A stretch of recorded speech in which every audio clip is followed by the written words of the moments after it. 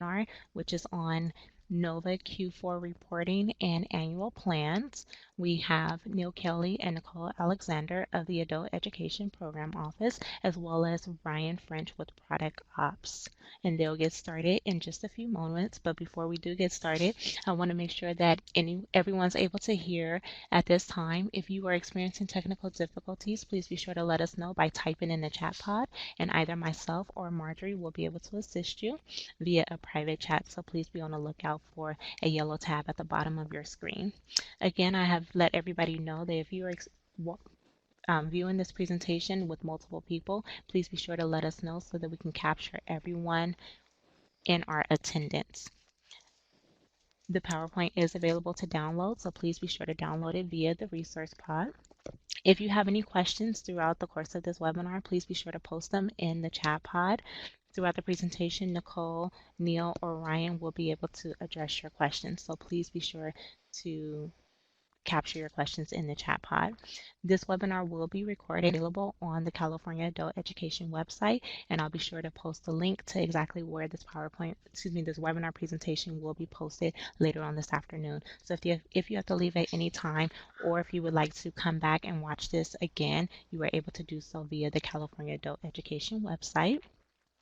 At the end of this presentation, an evaluation will appear. Please be sure to fill out this evaluation. It's our way of providing feedback to our presenters, as well as addressing any technical assistance or professional development needs you may have. Now I will turn it over to Neil Kelly, who will open us with today's webinar. Neil? Thanks, Veronica. Hopefully everybody can hear me. I'm at the SCOE Studios today, kind of in a quiet room. I guess I'm too loud, so they put me in the quiet room. So if the sound becomes a little, I don't know, not loud enough, let me know. Or if I'm speaking too loud, okay, back off the mic. Let me turn this down just a little bit.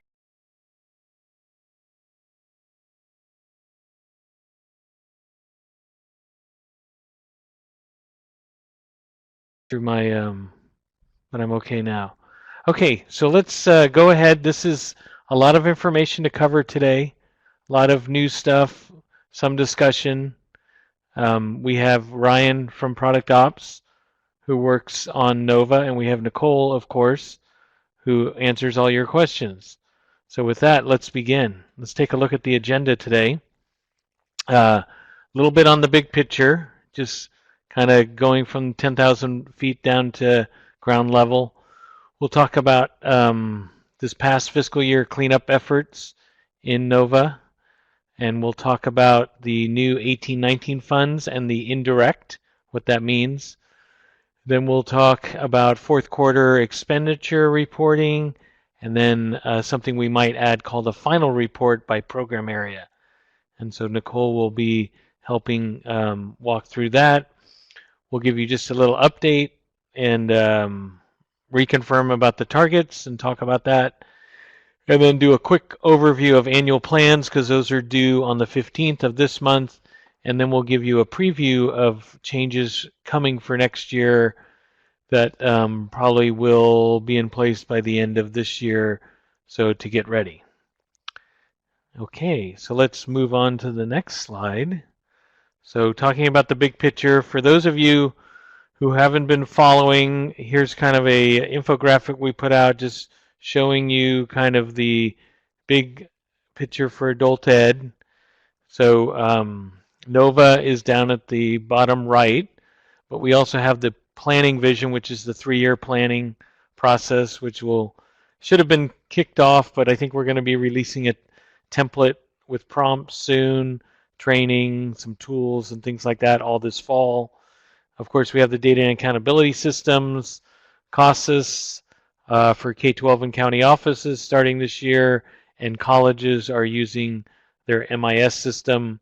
Those both feed into Launchboard. So Launchboard training will be rolling out this fall and into the spring as well. Adult education policy alignment, that's with Education Code, and CDE is working on that. And hopefully we'll see a lot of that this year as well. And then performance-based funding is something down the road, as you can see. But once we get our data systems in place and our ed code lined up and our financial systems working and our 3-year plan in place, I think that's the next step. But I don't think we're there yet. We'll see how that goes. So Dr. Bell lost sound. I don't know, I guess Veronica will take care of. Help is on the way, Dr. Bell. Moving on to the next slide, we have helping us get to this vision, this big picture, is the field representation. And here's a little infographic of all the people involved from the field in this effort. So it's not just state level people or contractors. It's a lot of people from the field, from different parts of the state. And so you can see how widespread and diverse we are as far as field representation. And if you want to drill down to see how this maps out, you can look at the structure of our field support. So we have a data and accountability team.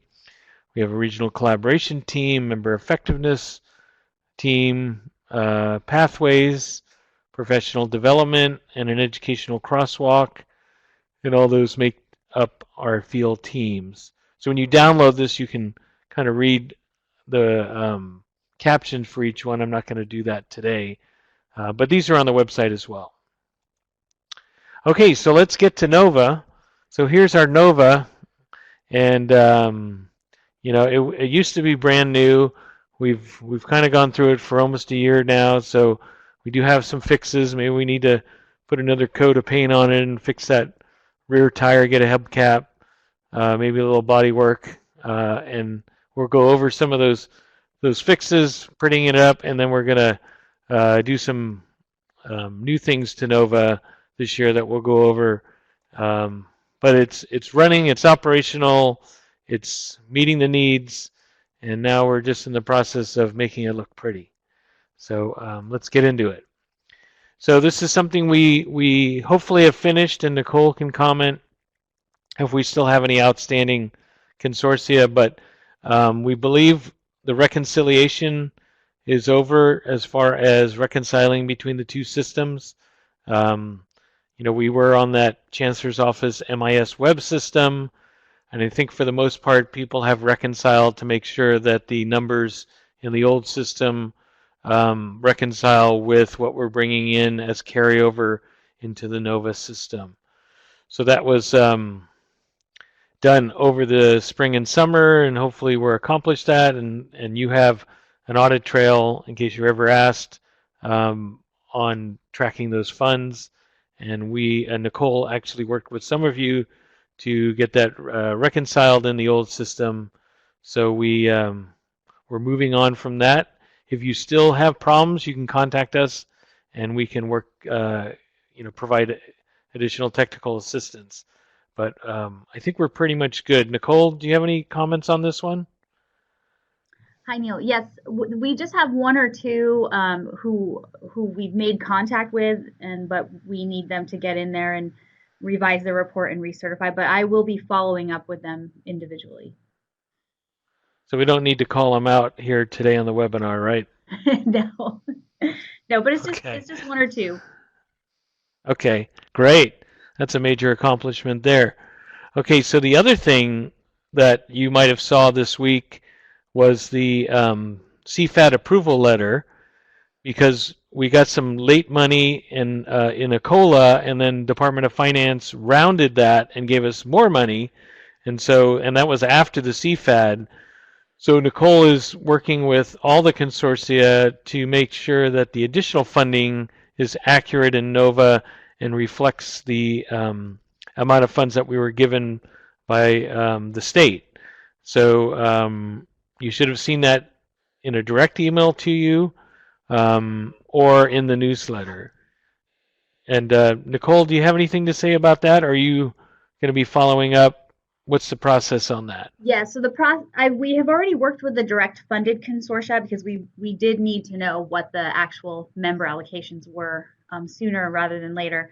For the for the consortia that are have a fiscal agent, I will be contacting you either by today or early next week to work with you to redo your CFAD. We're in the process of updating the NOVA with the updated 1819 allocations at the consortia level. And if you're a fiscal agent, we'll need you to revise your CFAD. But in the meantime, we would advise you to start the process of figuring out what member is going to receive those additional funds to kind of speed up the process. But if you have any questions, don't hesitate to give me a call. Okay, great. Thanks, Nicole. Okay, and then another issue that we're working on are the budget revisions, and this is for 1718. We realized there was an issue in NOVA not allowing budgets to be uncertified without having to unsubmit or uncertified all the expenditure reports for the year.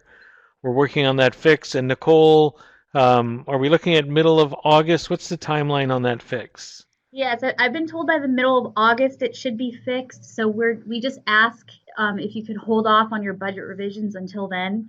If you have a situation in which you really can't wait, you're going to have people that are out of the office. We do have a way to do it. It's just it gets a little complicated, and we have to unsubmit all your prior reports. But if it really needs to happen, I can help you work through that. Otherwise, we would ask if you could please wait until the middle of August, and we will send a message from the system notifying everyone when the budget revision process has been fixed. Okay, Nicole, we have a question from Crystal down in South Bay, San Diego.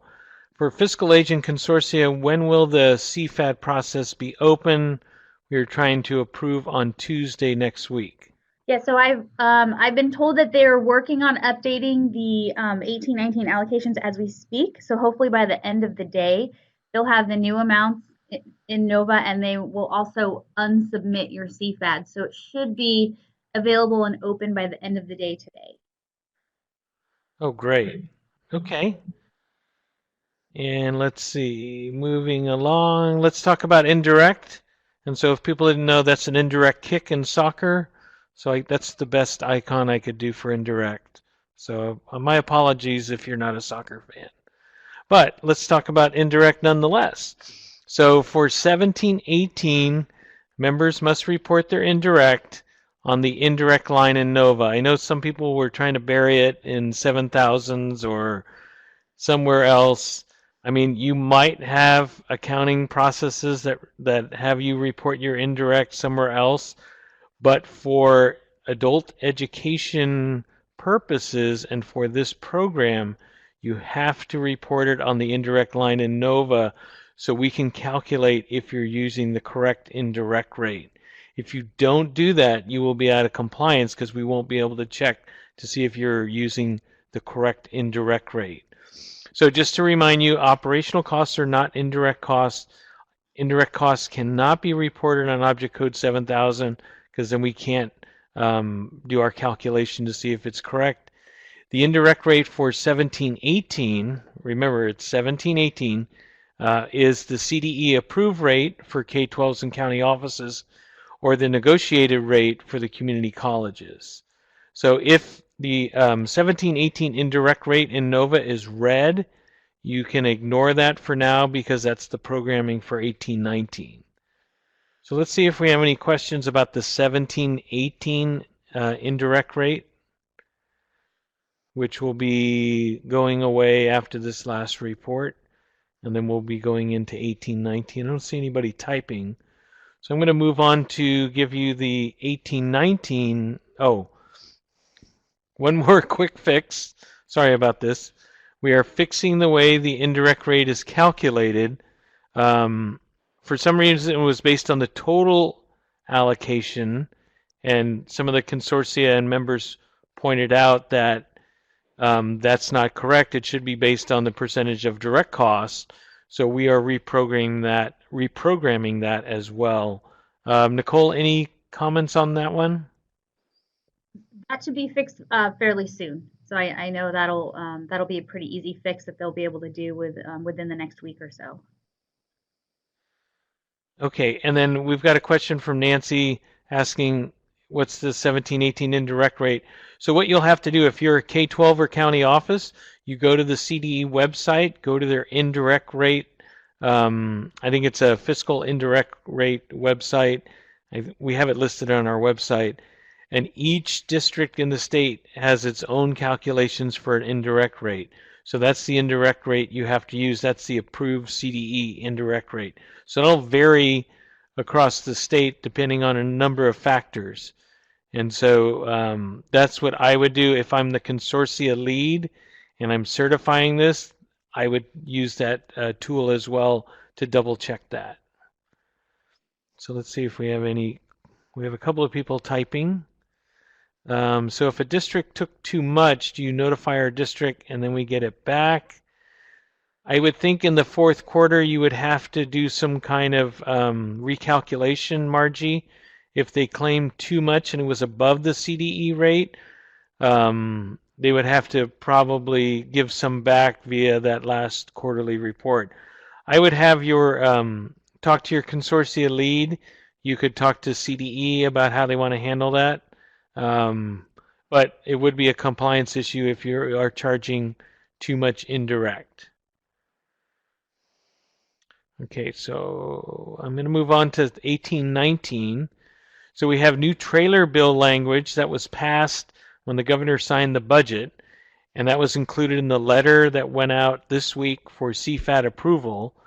And in that letter, we said for 1819 for K-12 and county offices, use the CDE approved indirect rate, which we just discussed, or 5%, whichever is less.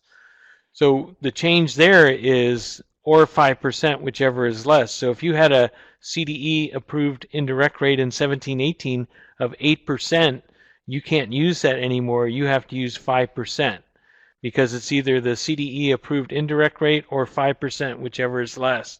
So you will have to enter a different indirect rate for 18-19 if it's over 5%. So you're capped at 5%. Same thing with the community colleges. It's your indirect rate that you've agreed upon, negotiated, or 5%. So they're under the same rules as the K-12 and county office. In the letter that we sent out, we did provide a link to the trailer bill language, and we also did that in the 1819 CFAT approval letter, which you can show to your accounting people and your CFO, CBO, so they make sure they get the indirect rate calculated correct. Let's pause there and look at some questions. But the new 5% policy isn't effective until 18-19, right? Not retro. That's correct, Kristen. It'll go in effect when you put in your budget for 18-19 and then when you start doing your quarterly expense reports. So just something to think about. Karen, can you tell me where to find the CDE rate? We can post that. I think Veronica did. Okay, so it's posted below. We changed the indirect rate in 18-19. Does the indirect rate apply to the carryover? So what it would be is your new budget. So if you have carryover coming in, we would assume that the indirect rate for that year applies to all the money that you're using for that year. We don't have any way in the system to use two different indirect rates. If your accounting office has an issue with that, they should probably talk to CDE. But I would assume that the 18-19 rate goes into effect for money in that year as well as carryover, because that's money you're spending between July 1st, 2018 and June 30th, 2019. All would be applicable to that new trailer bill language. We don't give money out by year anymore. We do first in, first out. So old money, and we budget first in, first out. So it's not like a grant, it's apportionment. So Kristen says, CFAT letters, we aren't getting letters addressed to each of us, only general letters for everyone, so that means that all consortia CFATs were approved. Nicole, do you want to answer Kristen's questions on the approvals? Yeah, so when your CFAT is in the consortia approved status, it technically means that it's been approved. This year we had to be a little flexible in that because of the additional COLA amounts. technically we have to reopen the CFAD for the fiscal agents, and we'll have to revise the CFAD for the direct funded members. But in the meantime, we had to move forward with the letter because we had some important information in that letter regarding indirect rates and all of the new language in the budget, in the new budget. So if you need an individual letter, we can provide you with one. But when you go ahead to revise your CFAD and it's consortium approved, you can move forward that the CFAD is approved. All right, thank you, Nicole. And just a couple of reminders on the going into next year. Please don't confuse the indirect rate for members with the consortia level admin cap. It is also 5%, but it's not the same, it's different. And we're going to be getting to the consortia level expenses and budget and admin cap a little bit later. We'll be talking about a new tool we'll have for that. And then let's see, the AEBG office is working on a prototype for consortia level budget and expenditure reporting, program related and admin related in a separate report in NOVA. So we'll talk about that in a little bit. And then little clarification in the state memos we issued last year. Do not report any pass-through funds in NOVA. We used to do that in the old system, but that's a no-no. Moving forward, we won't do that in NOVA. Fiscal agents can't report the pass-through of funds in NOVA. These are not expenditures, so pass-through doesn't equal expenditures. Pass-through are not revenue. And we have a couple of memos out to fiscal offices on this adult ed website. Okay, so let's get into expense reporting. And let's talk about 17-18 expense reporting. And we're going to have slides. Nicole will kind of walk you through if you're new. So September 1st, all member fourth quarter expense reports are due. And then the consortia has 30 days to certify it. So it's up to the member to negotiate with the consortia lead if they need more time past September 1st. Don't contact our office because according to this, we want to give the consortia lead 30 days to certify the report. But you can work out with their consortia lead if your member's having problems getting that report in. It's really up between you and the consortia lead because we're not looking at this until September 30th to see who's certified all the member reports. So feel free to work this out between the member and the consortia lead. Remember, it must be positive numbers. We don't want to see any negative numbers on the object code line. Right now, we do see a lot of negatives, so you'll have to adjust that to make sure they're positive numbers. And we'll be putting in a rule that won't allow you to submit if there's negative balances. Nicole, anything else to add to that? No, I think you covered it. And the only thing is that we do apologize in advance for the bug in the system for budget revisions. And so we understand that this might hold up your process. For those of you that are in the negative right now, we are hoping to have this fixed by the middle of August, which should hopefully give you plenty of time to be able to submit by September 1st. Okay, and that's where you could negotiate with your consortia lead to get a little more time if these budget revisions are taking a little more time than you thought, and you might miss that September 1st date. So that's a consortia due date, so that's negotiable within the consortia. We just want to have everything certified by the 30th. Let's see. So, okay, so I'm going to bring back Nicole, and she's going to walk you through how to report your expenditures for the upcoming process for fourth quarter. Thanks, Neil. I do see a quick question from Sean. Her question is, are budget revisions a separate process or can we type over as we did in the other system? So the budget revisions are a separate process. You have to uncertify your budget, which will then put it in draft status and revise your budget from the budget and work plan section from your member page. So it is a separate process. Right now, there is a bug in the system in which it will not allow you to uncertify your budget unless you've gone back and uncertified and unsubmitted your expenditure reports all the way back to Q1. So we are currently in the process of getting that fixed. So we do ask you to hold off on any budget revisions until we can get that fixed, which should be in the next few weeks. And we will send out a message through the NOVA system to all users to let them know when that's been corrected. Okay, so moving on. Okay. So in these next few slides, I'm going to go over how to complete the expenditure report in NOVA. Some of you have already been through the Q3 expenditure report process, so this will be kind of a review.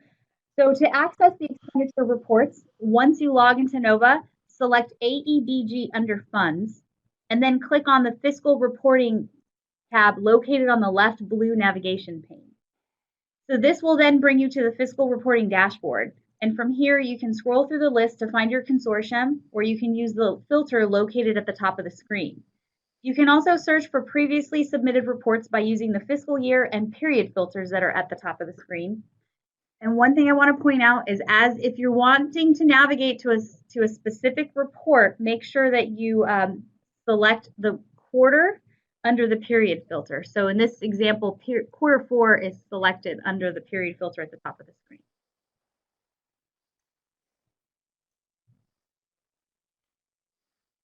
Okay, so once you click on your consortium, it will direct you to this page where you will find all of your member agencies' quarterly reporting templates. And you'll also notice at the top of this page is a summary that displays the submittal status of prior quarters and the certification status of the current reporting period. And as you scroll through this screen, you will find all of the member agency expenditure reporting templates. So one thing I want to point out, only the member representative will have the ability to submit information for their agency. Member contacts can input information, they can edit information, but they will not be able to submit the report. Only a member representative can submit the report. So for your Q4 report, you'll enter your expenditure information under the Q4 tab under the column labeled year-to-date expenditure. So you're going to want to make sure you're in the right tab. And that first column is where you will enter your expenditures, and it's cumulative. And so as far as the other columns that are shown here, we've got a year-to-date forecast column. This is a new concept that we're introducing for the 18-19 fiscal year, and this is intended to serve as a planning tool. And this will be part of the 18-19 budget submission process. So we'll have more information to share in the coming weeks, and we'll definitely host a webinar to provide more detailed information and to discuss, how do the forecast amounts will interact with the target amounts. But for now, the forecast column has been pre-populated with the spending targets for that quarter, which for Q4 is 60%. The remaining columns show the percentage of expenditures in relation to the forecast and to the overall budget, as well as the remaining budget amount. If your expenditures fall below the spending targets, you will be required to enter an explanation before the report can be submitted. Also, upon submission of the report, you will need to check the box that states, "I have complied with the academic expenditure clause." And so there will be a link at the top of the screen that will pull up for you to click. And it basically asks for you to certify that this report has been prepared in accordance with the applicable state regulations, that information in this report is accurate and true to the best of your knowledge, and that any information is supported by documentation on file at the district/college. Also, there is also a narrative field for you to provide a brief summary of activities in this quarter. I've gotten a few questions about the required corrective action plan for members that whose expenditures fall below the targets. And so the corrective action plan is actually this section in the expenditure report in the narrative field that asks you to provide an explanation for falling below the target. We are working on updating the language to make that more clear, that that's where the corrective action should be entered. And so we would ask for you to provide an explanation and also include the action steps that you plan to take to bring your expenditures back up. Nicole, we did have a couple of questions in the chat box. Okay, so let me check the chat box. I think Debbie and Wendy. Yes. So Debbie, cumulative, yes. So your quarter four expenditures are from July 1st through June 30th. So it's for the entire year, and every quarter it will be cumulative. And Wendy asks, what is the value that is pre-populated? So what's pre-populated is what the amounts that have already been reported in quarter three. So in this example, in this screenshot, these are the expenditures that were reported in quarter three. So the assumption is that expenditures will not go down, that they only go up, or they either stay the same or they go up. So Nova just pre-populates it for you as a convenience, but it is editable and you can change that based on your needs. And if expenditures do go down, you will need to go back and revise your previous expenditure report, and so that you can submit your next quarter report. Okay, so I don't see any other questions, so I'm going to move on.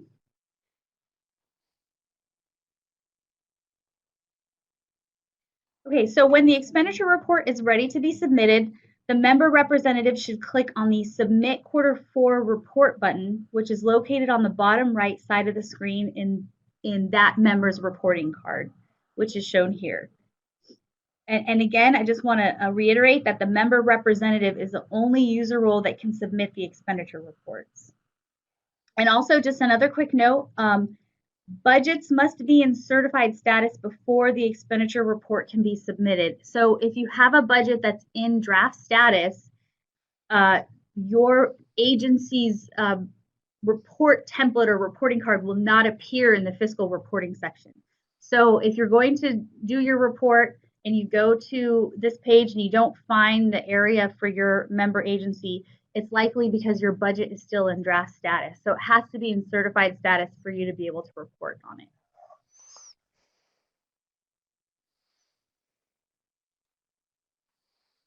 Okay, so I see another question here from Susie. Can you remind us what the percentage is that requires corrective action? So for quarter four, it's 60%. Thank you, Neil, for answering. Okay, so once the member representative submits the report, the status will change to submitted, as you can see on the lower right side of the screen. And once the report is submitted, the submit button then changes to display unsubmit quarter four report. So this is how you can toggle between submission and unsubmission in case you need to go back and make any changes. And the report can be unsubmitted and revised and resubmitted up until the time that the consortia primary contact certifies the expenditure reports. If the consortia primary contact has already certified the reports and you need to go in and make a revision to your expenditure report, you'll need to ask the consortia primary contact to uncertify the reports for that quarter, and then you should be able to unsubmit your report, revise, and then resubmit.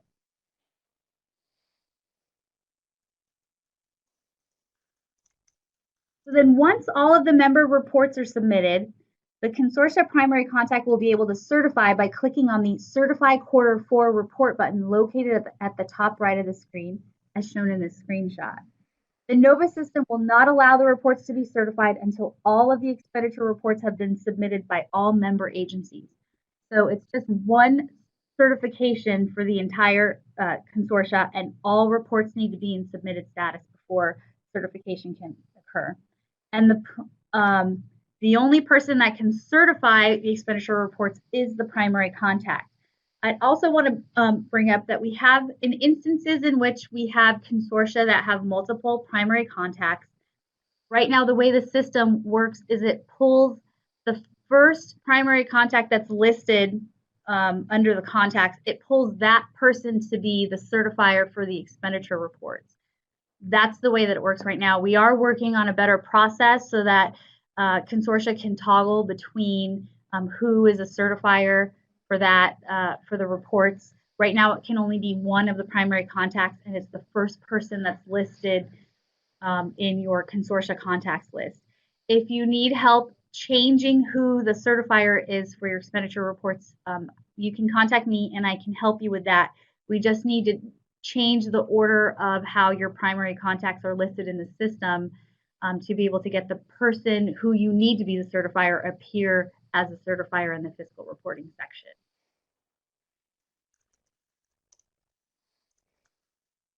Okay, so I'm just going to take a quick look at the questions before I move on.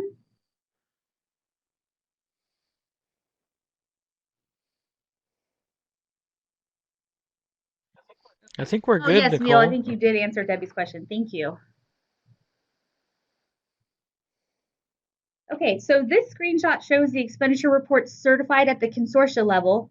You will notice that the certify button has now changed to display uncertified quarter 4 report. So again, this is how you can toggle between certification and uncertification. If a report needs to be adjusted after it has been submitted and certified, the consortia primary contact will need to click on the uncertified button to be able to unsubmit and revise a report. That's it as far as the process for expenditure reporting. I just want to check to see if there are any questions. Yeah, Nicole, I think Claudia probably will need to work with you one-on-one. She's a member of 2 consortia, and she could submit her fiscal stuff in one, but for some reason she doesn't have access in the other. So it might be she needs to be added as a submitter. I don't know, something that you can work with her Yes, I can definitely offline. work with her online. It could be a situation where she's not at the appropriate role in the other consortia, or if their budget is still in draft status. But I can definitely work with her offline. Right. And everybody, the way it works is you can send your questions if you're working through Nova. You can always send them to AEBG TAP, and then Veronica gets those questions. If she can help you, she will. If not, she'll forward those to Nicole. If it's a programming issue, then Nicole will work with Ryan at Product Ops to fix. If it's something that Nicole can work with you, then she'll resolve it at her level. Nicole, anything else to add on kind of if people have questions about expenditure reporting? No, but I see a question from Mary Ann. If we find that we will be underspent slightly in one object code, do we then have to make adjustments to our member plan and CFAD as well? So if you're underspent, it just means that you haven't expended all the funds in that object code, so you don't necessarily need to do anything. You should plan to spend those funds in the next quarter, but that's not, your budgets are not necessarily connected to your member plan and CFAD by object code. Your budget by object code is not connected to your CFAD. Yeah, if it's so for Marianne's case, if it's fourth quarter, that'll be part of the carryover that'll be brought into next year if she's slightly underspent. The problem would be if she's overspent and it's red, that would be a problem. She would have to do a budget amendment or a budget revision to fix, right, Nicole? Yes. If you're overspent, then you need to do a budget revision. Okay. All right, we have a couple of other people typing. We'll see if questions come in. Otherwise, we can move forward. Let's see. Erica's typing. It might be a long question, but we'll move forward. So while you guys are typing, I'll just talk a little bit about this new final report.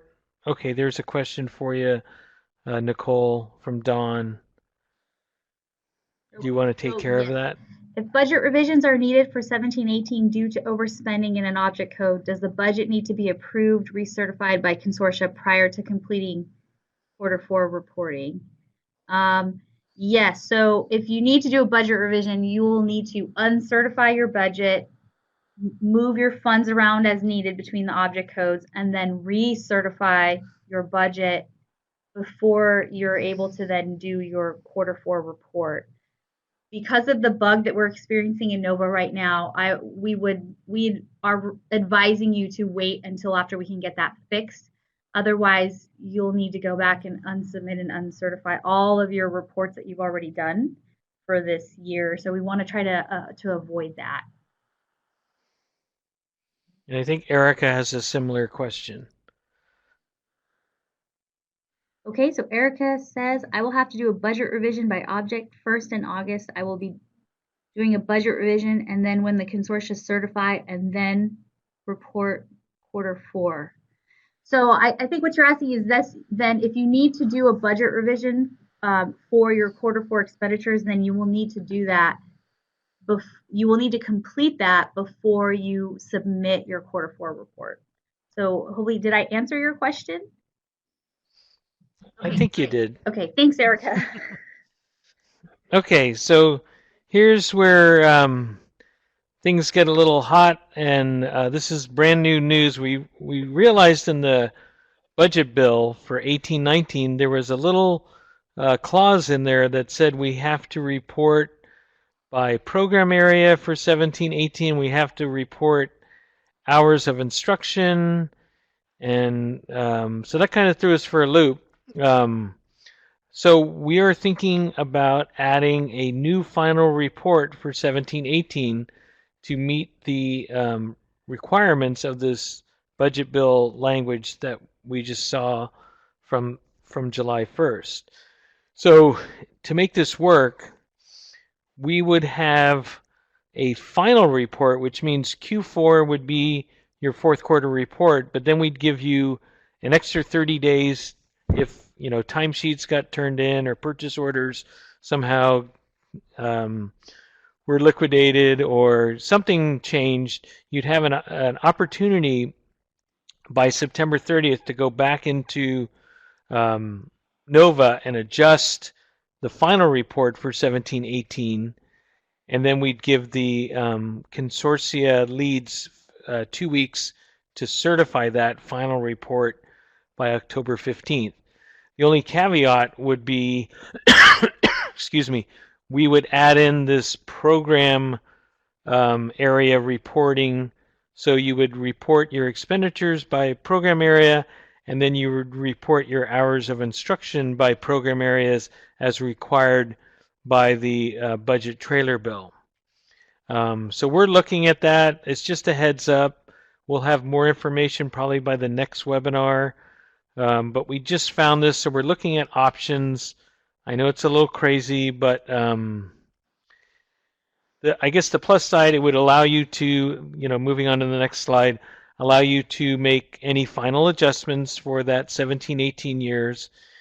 It would give you time to report member expenditures by program area, because we need that. Not only do we need that to meet the language of the budget bill, we also need that for our federal reporting to show that we're the state funds and the federal funds are supplemental to the state funds. So we have to show the feds that we have oodles of state funds and that the WIOA 2 funds are supplemental. So that would help us in that area too. So stay tuned on this. We wanted to give you a heads up. So think about program area reporting, expenditures, and we'd group them into 5 areas. We'd probably combine ESL and EL Civics and ASC and ABE, and then we'd have CTE. We'd combine those 3 areas and adult ed into one CTE, and then we'd have adults with disabilities and K-12 success. So those would probably be our 5 areas, and then we'd ask for expenditures. That would include operational costs, so I do have a little slide on that. And then just what we find out, hours of instruction. Let's see, the next slide. Total expenditures report by, okay. So in order to make this even more difficult, what you reported by object code must match what you're reporting by program area. So if we give you $1 million and you show expenditure report by object code that comes out to $1 million, then your program area reporting also has to come out to $1 million. So I do have some examples in just a couple of slides to show you how we would calculate and disperse operational costs. But let me just show you this, what we're looking at as far as possible chart. We do something like this, where those are the 5 areas, total expenditures. Now that with this new requirement of hours of instruction, we'd probably possibly add a column that says hours of instruction. You'd break that out that as well. So we'll see how this goes, but it's all new, but giving you a heads up right now. And then Susie, so here are the buckets. And let me go back and answer questions before I go into the examples. Let's see. Will there be a bullet list of what the bill is requiring? We should probably do that in the next newsletter. I think we're still just formulating options, but we could put that in the next newsletter, Eileen, and we could show you, what's the requirements for that and lay that out, and then we're working on options on how to meet those requirements. And so Debbie says, is it only expenditures and hours of instruction? So there's a lot of things that's in this trailer bill, but for right now, we're focused on program area, expenditures, and hours of instruction. They also asked for the cost of CTE and fees, but we were going to do that as part of next year's CFAD.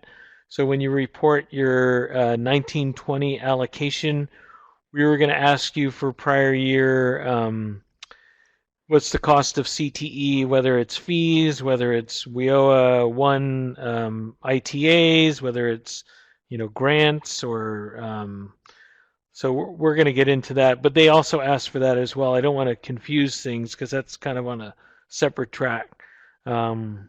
So we'll kind of lay it out for you, but wanted to give you a heads up. And then let's see, a lot of details to gather after the fact. Yeah, sorry, Susan. We like to put these special trailer bill surprises in and then have us deal with it. So somehow, whether it's in the final report or somehow later in the year, we're going to have to get the information because it is required. So whether we do it now or later, eventually we'll be getting it to the legislature. So Jacques says the new final report is distinct from and is due after the Q4 report, right? That's what we're thinking, Jacques. We're having it as a separate. So if you look at that expenditure screen where they have first quarter, second quarter, third quarter, fourth quarter, there'd be a tab called Final, and that's where you would make your revisions to fourth quarter if you had any changes, and then you would also have a table for the program area reporting. And so we're still going to work that out, but we wanted to give you a heads up that this is coming down the pike. Does workforce reentry fall into CTE? Yes, it does, Bill, as would apprenticeships. Correct. And then thanks so much with all starting class. I do not want to be eaten alive for giving a heads up. Yeah, we'll lay this out in the newsletter so at least you can point people to it and not try to repeat it verbally and then get hammered for getting it wrong. So let's go on to the next slide really quick. So here's an example. So if you had to report these expenditures by program area and you had to cost out your program costs, your operational costs, here's an example. So LAUSD, they define the cost attributed to each program area, such as teachers, material, etc. So they have a process that they use for program codes for each of the 7 areas to trace expenditures. And so for shared operational costs such as utilities and maintenance and administration, they'll allocate the shared operational costs proportional or in proportion to each program area expenditures.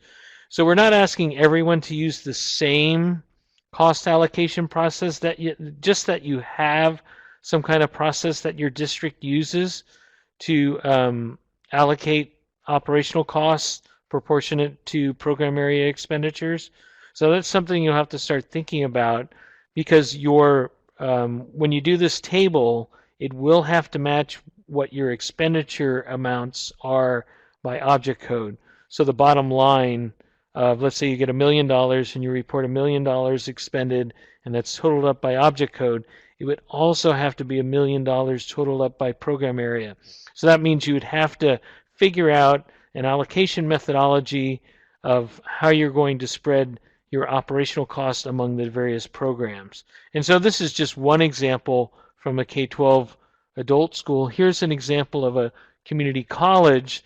So the community college that we talked to developed budgets for each program area and assigned activity codes to the budget numbers attached to each program area so they could sort out budgets and expenses accordingly. Um, so, they assigned a separate code for overall management and called it Project Lead. They will have to come up with their own and follow the state's methodology in splitting the project lead expenses among project areas. So everybody's kind of working through this. We thought we'd just give you a couple of examples of how a college and a large K-12 adult school is working through this. It might not be as difficult at your district, but something to think about. So let's pause there and see. Let's see, Bill said through the program areas were distilled down to ESL, AB, and other groups became populations served inside those 4 areas. Thought that, oh. So, Bill, I'm not going to mix populations with fiscal stuff. I'm not going to go there. Susie said, so expenditures by program area should only include AEBG funded expenses, not expenses from fees income. Not right now, Susie. We're just going to look at AEBG funds in NOVA. That's why we're going to match what you reported in Q4 and then what you report as your final should match to the program area. So we're going to keep it pretty clean like that. Jan asks, we always use sub-resources to define the program areas. So if that helps you with this process, that's great.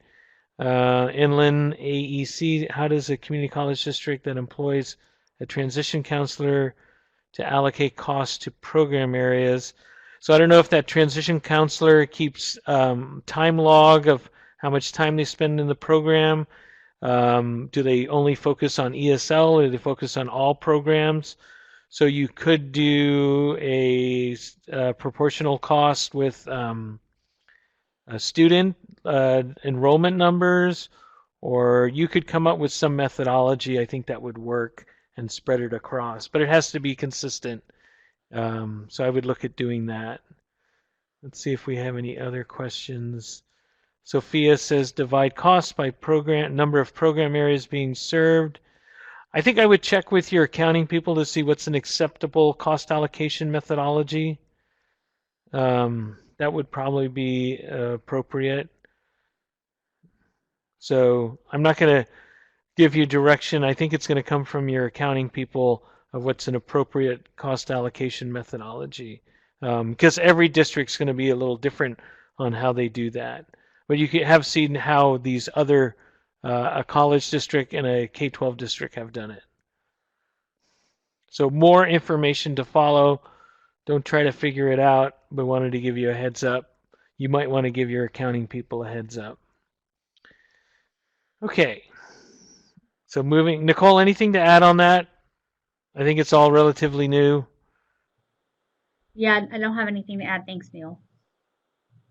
Okay, you're staying clear of that minefield, right? All right. So let's get into something a lot easier, NOVA targets. Now that was a joke because targets have been a little sensitive as well. And so, but next to program area expenditures, this is easy, right? So NOVA targets, when you continue to spend down your 16-17 carryovers, if you want to carry that money over, let's say you didn't spend down all your 16-17 money, if you fill out that box that Nicole was talking about that showed in the slides, we will give you an extra 6 months down to the end of the year. And this will also apply next year to 17-18 money and so on and so on. When we get to that carryover, if you do the corrective action plan, then we'll give you that additional 6 months. But we would like you to spend that all within the targets that we're putting up there. Because if you're always in corrective action, maybe that means you're not being an effective member, and that's something that the consortium might want to look at. So Nicole talked about a narrative field for corrective action plan. We are going to make a slight modification to that in the next 30 days. It'll say expenditures fall below target. Please provide the action steps that will be taken to address this issue. And so this will be the change in language that currently is in there now, but it kind of sends the same message, but it makes it a little more clear. Let's see. Are you rounding up if you are in the 59% range? So Nicole, do you know how Nova calculates the targets, or maybe Ryan can answer that? Is it rounding up, rounding down? How will that be calculated to put people in kind of the targets, missing the target status? I believe, and Ryan, correct me if I'm wrong, I believe it is set at 60%. So if you are at the 59%, the system will prompt you to enter an explanation. The good news is that you'd be so close that your explanation wouldn't, you wouldn't have to provide too many details, but you'd want to make sure that you're bumped up to at least the 60%. Yeah, I think if you're that close, Nicole will not fly down in the black helicopter and land on your roof and ask the man to see the corrective action plan. So I think you're safe. Okay. So let's see. Kristen, maybe this is from the fast slide. I can't recall. Innova, does it roll up all consortium member expenditures by object code and by program area? So can we see overall spending in each area, determine the consortia administration amounts? So I don't think we're going to mix the consortia administration amounts with the member expenditures. That's going to be on a separate track, and we'll talk about that in a little bit.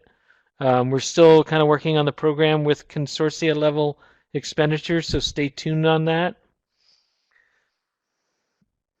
Okay, Nicole, anything to add on that? Maybe did I misread the question?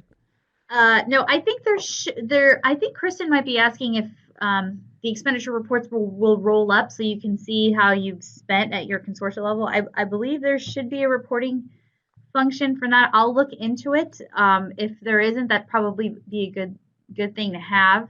And I know for the final report by program area, we have part of that request is we've asked for the ability to have a report that shows at the member level and at the consortia level and at the statewide level how those funds have been broken out. Okay, great. Because I think that's what the question was. So thanks for answering that. I kind of missed it. Lori asks, how do you file a corrective action plan? So if you go back to the slide where Nicole showed that box, all you have to do is fill out that box. That's in Nova. That is the corrective action plan. There's no separate form. There's no template. There's no notary that has to sign it. Nothing like that. It's all in Nova. It's easy. So let's see. Anything else about targets? No, I think we're done with targets. Who's ready to talk about the annual plan? And this is going to be quick. This is a quick overview because we want to have plenty of time to answer any additional questions at the end. What time? We're at 12:58, so this will probably take 10 minutes, and then we'll have about 20 minutes for just general questions or to go back and look at slides if people were want to go and review, have Nicole walk through the expenditure reporting again. So let's quickly look at annual plans. I'm going to ask the chat, who knows what the due date is for the annual plan? So let's see if anybody knows that. Okay, August 5th. Yeah, it seems like everybody knows that. So I don't have to tell you what the due date is for the annual plan, but it seems like everybody knows it. So here it is. It is August 15th. It's based on your current 3-year plan. So right now we're in the middle of kind of plan frenzy. We've got the current 3-year plan that's been extended through June 30th of next year. But at the same time, we're rolling out guidance probably the end of this month or early September on the next 3-year plan. And so don't get confused. So your annual plan that's due August 15th will be based on that current 3-year plan. It'll be submitted by the consortia lead or the primary with approval certification of all members. So this annual plan will drive the members' work plans and budgets that are due in NOVA by September 30th. So you should familiarize yourself if you're a member with the annual plan and the strategies because you're going to be picking those strategies via a checkbox. And when you select those, that'll drive your work plan and your budget. And then the consortia leads certify those work plans and budgets by the end of October. So let's see. Kristen says members must go into NOVA and certify the annual plan. That's correct. There is that process. but no signatures, no wet signatures required, just a checkbox. So that's a little easier. Although I know last year we just had the consortia lead certify for everyone. That became a little problematic when members didn't know that they were being certified for. So, annual plans, it's a hierarchy. The 3-year plan aligns with the AEBG vision and goals. It's part of the original AB 86 framework. The annual plan contains those strategies that help you achieve those goals. Members will select those strategies and focus on that via the annual plan and their work plans, and that'll drive their work between July 1st and June 30th. They can select those strategies by checking the boxes we discussed. Let's see. And strategies in the member work plan must tie directly to the member's budget. So make sure the strategies in your annual plan will cover all those activities that your members will be listing in the work plan. Last year, we used the annual plans, and some people made their annual plans really high level, and then members couldn't draw down any strategies or check any strategies that were related to simple things like offering classes and things like that. So make sure your strategies cover soup to nuts as far as activities that you plan to do in your region. Everything from the day-to-day offering of classes to maybe some pilots to marketing to whatever, that should all be covered in your annual plan as strategies.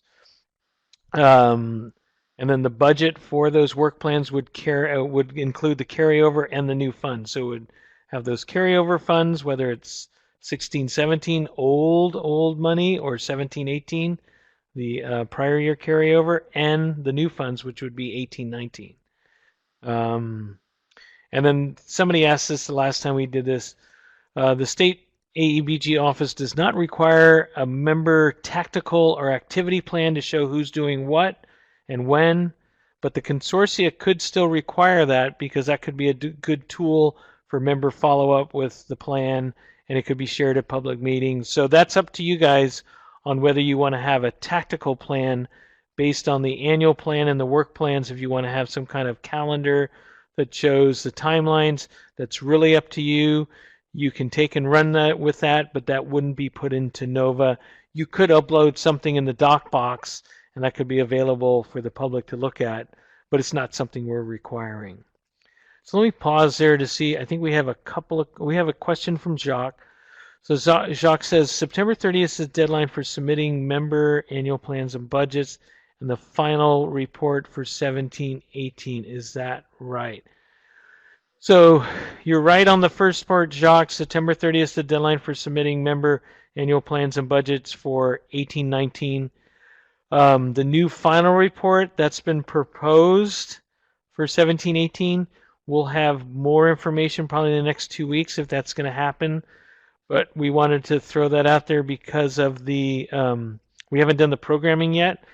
So once we feel a little more comfortable with the look and feel, probably in the next 2 weeks, then we'll let you know and confirm that that new final report for 17-18 will be due by the members at that same date of September 30th. So stay tuned on that. I'm sorry I don't have more concrete information, but that just makes sure that you're going to tune into the next webinar in early September. Or Nicole, we're doing another webinar on the 24th of August, aren't we? Yes, we do have that one scheduled, August 24th. Okay, so that's like the the damsel in distress is on the railroad track, so you got to tune in next week to find out what happens. So I think you'll be tuning into the August 24th webinar to see if we really had to go ahead for the new final report. Okay, so Dana asks, Dana asks, annual plan must be certified by members, same as Kristen's question. Yes, so it's certified in Nova, so all I have to do is go in. And Nicole, I think we're going to show how we certify that. Nicole will walk you through the steps on certification of the annual plan. So Dana, hang in there. Probably in about 4 more slides, we'll have that. Okay, moving along. So we have some tips. This is on the website. I don't know, Veronica, if these links are live. when you download the webinar slides, but I think they're live in the on the website. She says they are. Okay, great. And then Nicole, I'm just going to walk people through these really quickly because they're kind of just high level slides. So when you go, actually, Nicole, maybe walk them through just how to get into Nova to the annual plan, and then I can take the screens from there. Okay. Do you want to just do that really quickly? Okay, that sounds good.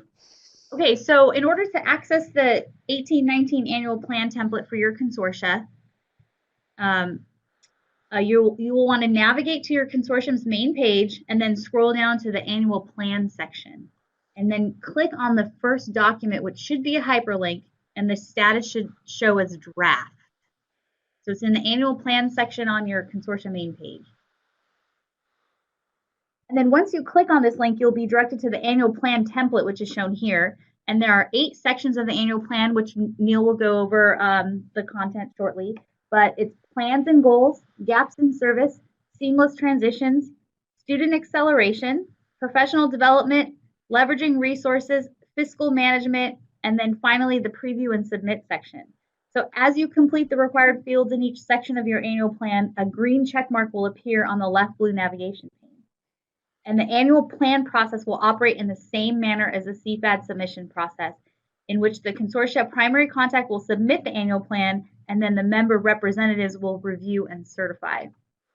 And then also one thing I want to point out is as you're completing each section, for each strategy or objective, you'll want to have those in their own field. So you'll want to list each, as you're adding strategies to each section, you want them to show in their own field, and you should click on the button on the bottom of the page in that section that says to add another strategy, because if you lump them all in one area, it's going to make it hard for the members to check off boxes when they do their work plan, when they're setting up their budgets and work plans. So you need them in their own separate fields so that the members can then click on the specific strategies that they're working on. Yeah, that's pretty critical because that'll drive the work plans. Because the work plans are just taking these strategies and making them into check boxes. And so if that member is going to do that strategy, all they have to do is check the box. Now, if you lump them all together, like Nicole said, then you're going to have like 3 or 4 strategies in one box. So you want to avoid that. And just a heads up that so what you see now for the annual plan structure, because we're going through this new 3-year planning process, next year when we have the annual plan, we'll still be doing it in Nova, but I think the categories might look a little different. I think we might be developing kind of new objectives different than the accelerated learning, transition, leveraging resources, those kind of things. So you'll kind of see that when we release the planning guidance and the planning template for the 3-year plan. You'll notice kind of different sections, and so that'll translate to the next year's annual plan as well. So just a little heads up, list a little insider adult ed here for those 90 people that are on the conference call. I don't think I saw anybody other than Nicole and I from the state. Maybe there's some other state people on here. But we will have a little different annual plan for next year. So let's see. So tips. This is on the website, but we'll go through it really quick. So the executive summary in your annual plan allows you to explain how your planning allocations are consistent with your 3-year education plan. It explains the transition between old and new 3-year plans. It explains how you're building on what you have been doing, learning along the way, and may result in some changes. It would reflect any adjustments from last year. So we know you're transitioning between plans, and you can do that in this annual plan because some people have already started earlier in the year working on their new 3-year plan. So they might already be looking at new things they're going to work on or emerging trends, or they might be continuing existing trends or activities that are going on. So there's no right or wrong answer here.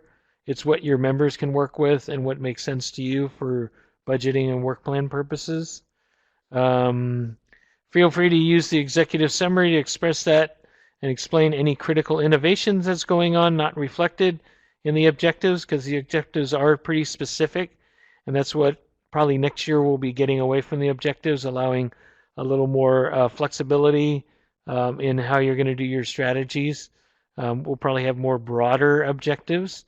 And then regional planning overview is the consortium's opportunity to include your plan for planning, which means for the next 3-year plan, or describe any process you may have or progress you have made on next year 3 years plan. So you can put that in there as well if you want to. And we'll just quickly go through there. This is what it looks like. Here's gaps in service, like Nicole said. Once you enter strategy 1, click below where it says add another gap in service, and that'll add the second strategy and so on. And Nicole, is there any limit to the strategies that you can add? How many?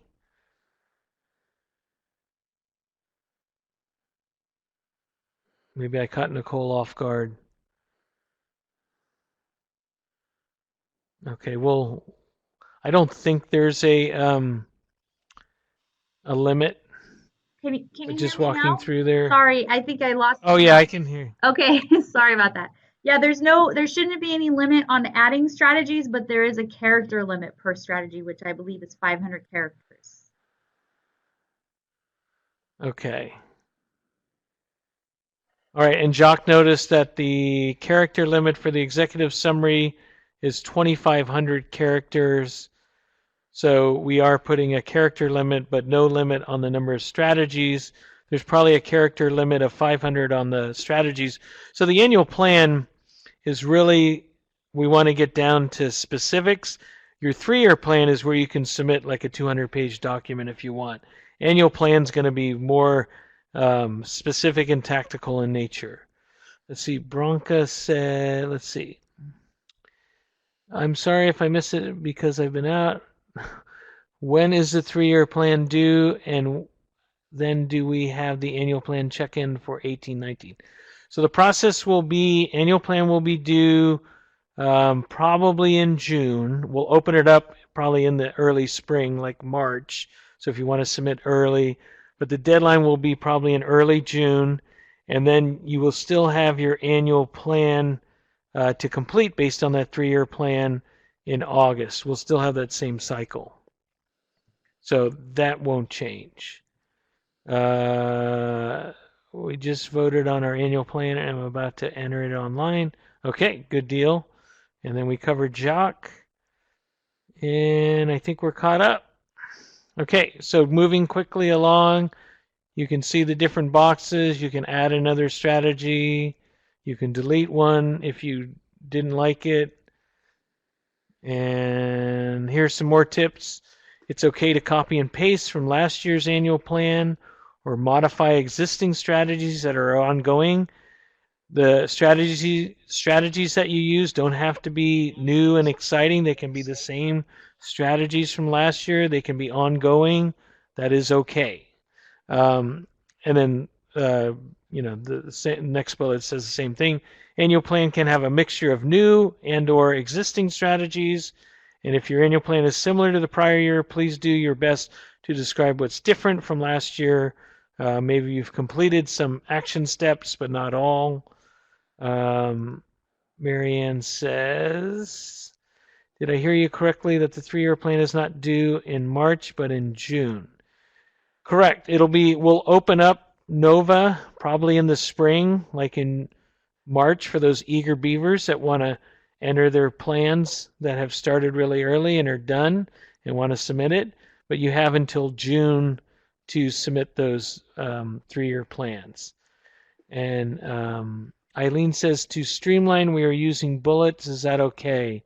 Nicole, does it matter if she uses bullets in her strategies, or will that mess things up? I think bullets should be okay. I would not use bullets, and I would just make sure that you enter each strategy in its own field, because that in essence is kind of a bullet point. It would list it as its own.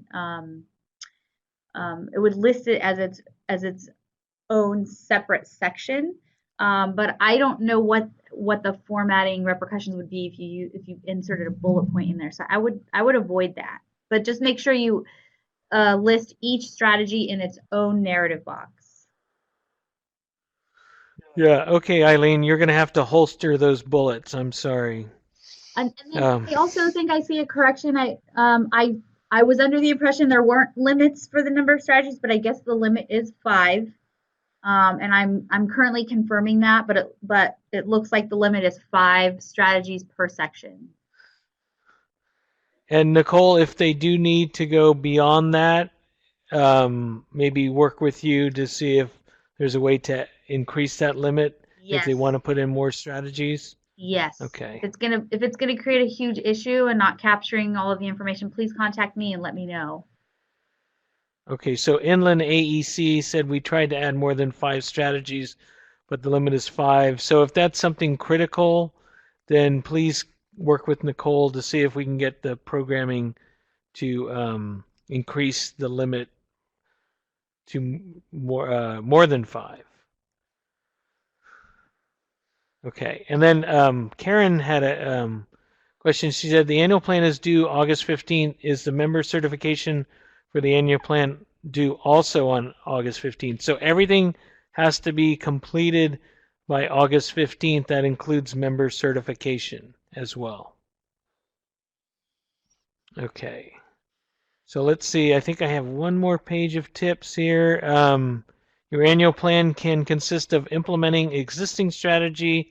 As we know, some of the strategies are long-term in nature, so I think I've kind of beat that one to death. And then there's a fiscal management section at the end that says provide a narrative justifying the plan allocations are consistent with your annual plan, which is based on the 3-year plan.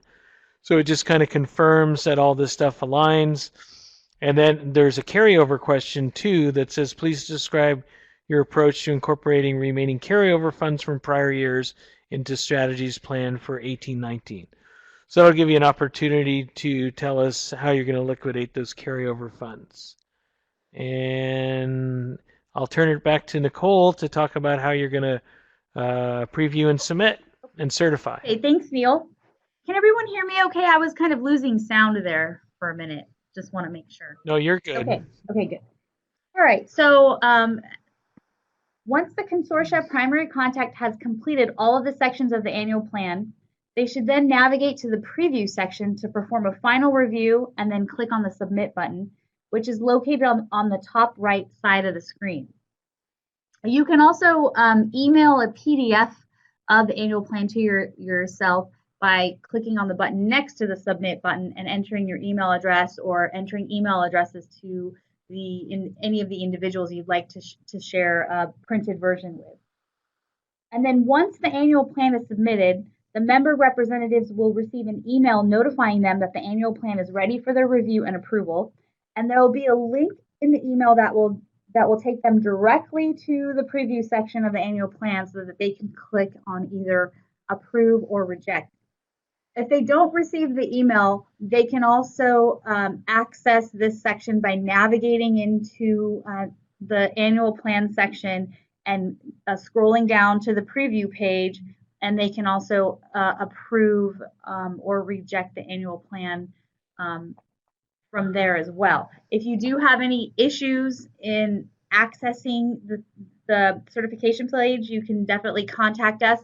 One issue that has come up are browser issues. So the Chrome browser is the most compatible browser with the Nova system.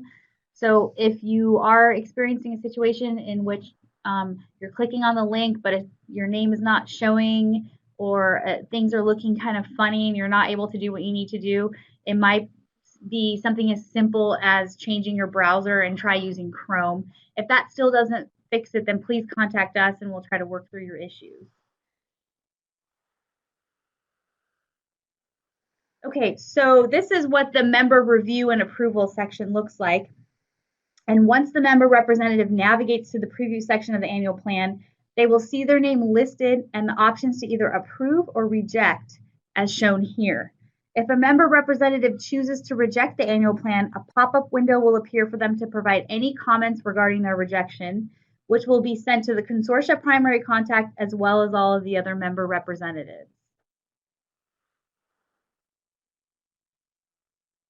And so this screenshot shows a member representative that has rejected the annual plan. And so it'll show here as rejected, all of the other members approved.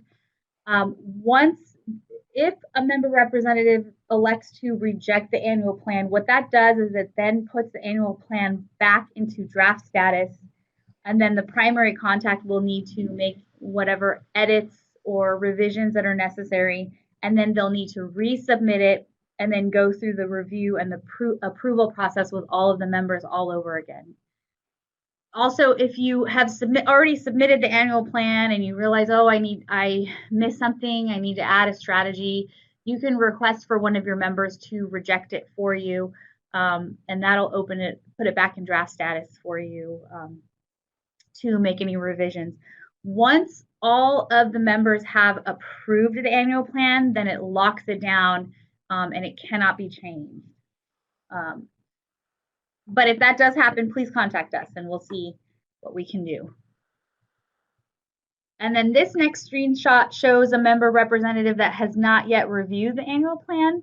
And as you can see here, there's an option here for the consortia primary contact to send a reminder directly from the system to this person that we're waiting on them to approve the annual plan so that can be completed. And then once all of the member representatives have approved the annual plan, the status will change to member approved and it will be considered as officially submitted. And so this is the process that needs to happen by August 15th. Okay. Thank you, Nicole. And we have about 8 minutes, so I'll quickly give you a sneak peek of what's coming out later this year in Nova. But I do want to speed through, so in case we have questions, let's see. So some things that you will see for 18-19, we will address the consortia level reporting for administrative budget and expenditures. And so that's something we're going to be working on probably later this month and into September. But we will address that consortia level budgeting and expenditure issue that we've kind of been grappling with. So I know we did some programming this year, but we weren't comfortable with it. So we will roll something out in 18-19. Stay tuned for an update, probably in the next webinar or the one in September. So here's a surprise. 3-year plans will be uploaded and certified in Nova. They won't be entered because we got some feedback from the field saying they like to put their charts and graphs and do their 3-year plans the way they like to do it. And so all we'll be asking for is a PDF, and you will upload the PDF to Nova. And that will give you the opportunity to tailor that to your local board that you have to get approval to, or if you're going to do some marketing of your 3-year plan. Because we noticed the last time we had 3-year plans, there was a lot of individuality, and we didn't want to lose that. So it'll be uploaded to Nova. So, and that guidance will be out shortly. I have a draft that's being looked at right now, so we should have something hopefully later this month. And then I think Nicole mentioned this earlier, we will have member certification required for all allocation amendments. I know last year or this year that we're closing out, we did kind of paper and ink, but we will automate that, and so it will be in the system similar to the process that Nicole was showing you with certification.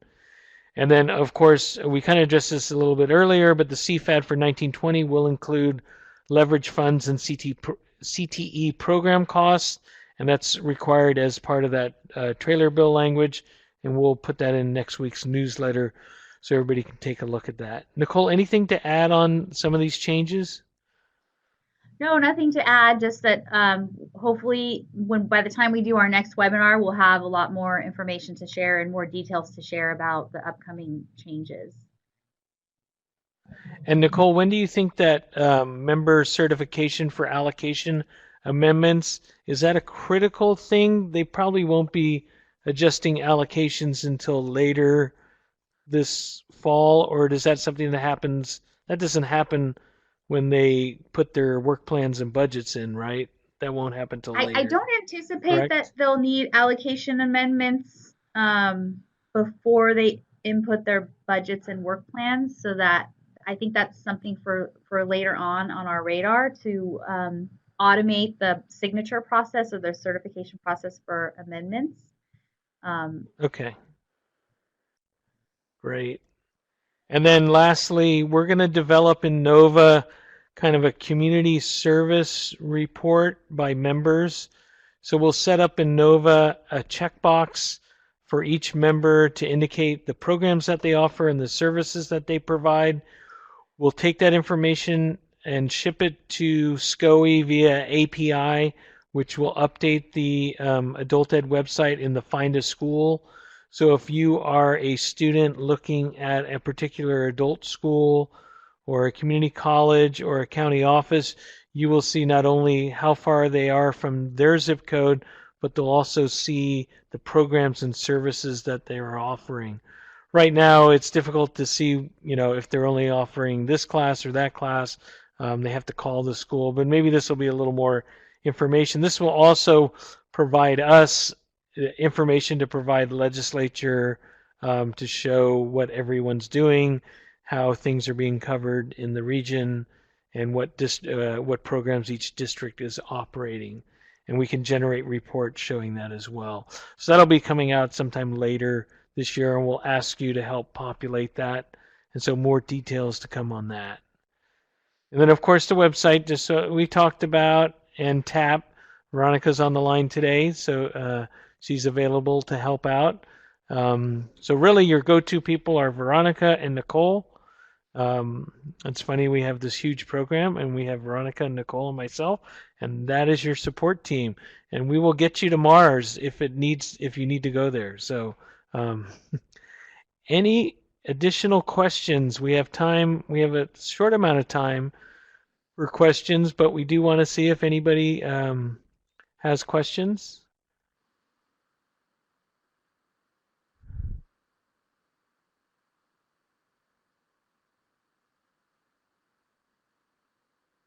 Okay, if you do have follow-up, you can contact us through tap at AEBG. I think Veronica listed the email. Or you can wait for the next webinar, which will be in a couple of weeks. And we'll have more details. There it is, tap at aebg.org. And please give those due dates again. So, for Lori, here are the due dates. Coming up, August 15th, annual plan. September 1st, member fourth quarter expenditure reports.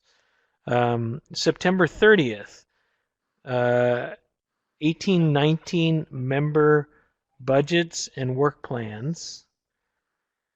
And then we'll have the September 30th will also be the certification of the fourth quarter report by the consortia lead.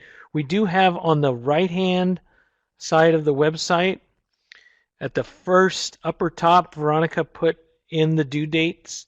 So Lori, if you go to our website, the front page, if you look to the right, where there's a bunch of things listed, the first one is a document called due dates. And that'll give you all because it's a little confusing because we have multiple things due on the same date at different levels. So I probably didn't do a good job of explaining that. And then Q says, does the 5% indirect rate apply to data and accountability carryover? So it does not apply to data and accountability, but those funds are ending 12/31 of this year.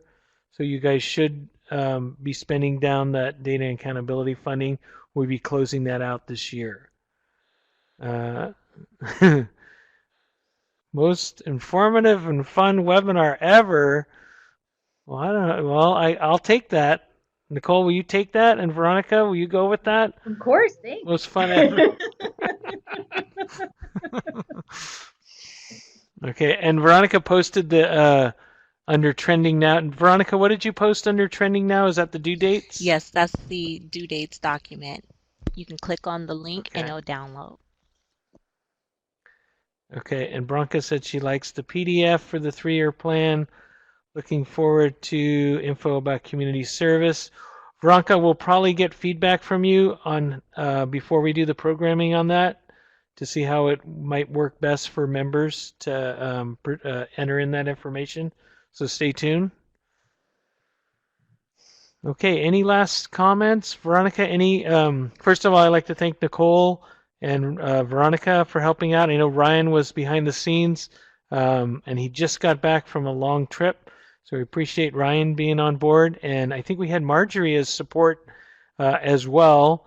And so thank you everyone for helping out today. Thank you all for the 90 some odd people that were on. I didn't get any emails while I was doing the presentation, so you must be my group that sends me emails because nobody else did. So Veronica, any closing comments about evaluations and any other additional information you can add right now? Thank you, Neil, and thank you everyone for participating today. In beginning this month, TAP will be back with our webinar mini-series. This month we will focus on adult education program roles, the leader and the instructor. The goal of this mini-series is to bring us back to the purpose of the work we do in adult education, so it's kind of ignite that fire on why you are even involved in this work. So please be sure to check out this webinar mini-series. The first one is on August 15th, and the title is Charting the Path to Equity, the Role of a Leader. And I posted a link on how you can register there. And then the instructor webinar will be on August 22nd. So please be sure to share this information with the instructors in your consortium so that they are able to access all of this valuable information. I'm about to close the webinar, and when I do, please be sure to fill out the evaluation. It's our way of providing feedback to Neil, Nicole, and Ryan regarding what you thought about this webinar, any areas of improvement, and if there are any professional development or technical assistance needs you have at this time. Thank you all for participating, and I hope you all have a great weekend.